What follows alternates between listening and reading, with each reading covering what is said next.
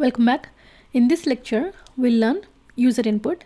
Python provides a built-in function called input to ask the user to provide any input, and it stops executing when the control comes to the input function and continues only when the user provides the input. Now let's see the demo. Go to our IDE PyCharm project, new Python file, and let's name it user input demo.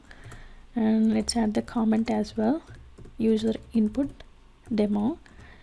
Let's create a variable called name, and for the input function let's pass the value, enter name, and let's try to print the value name. Name is Control S and right click, run user input demo. So now if you see, the program is still running and it stops executing only once the user enters the input.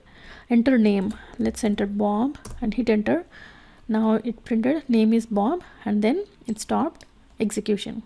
So the same way, let me try to add one more variable, and let's pass the string in enter age, and let's try to print the value inside age.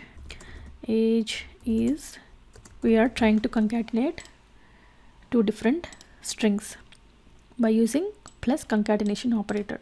So enter name, let's say Bob, enter age, let's say 30. So now we can see name is Bob, age is 30, and then we see the program exited successfully. Similar way, let's try to add one more variable, height, input, enter height, and let's try to print height is the variable height. And similarly, let's try to add one more variable, weight. For the input function, let's pass the string enter weight, and let's try to print weight is, let me concatenate the string weight is with the variable weight by using concatenation operator. Control S and run it. Now you see, enter name Bob, age 30, height 6 feet, weight let's say 180 pounds.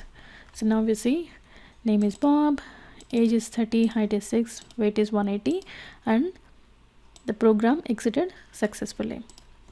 So in the next lecture we'll learn conditional statements, that is if and else. All right, see you in the next lecture.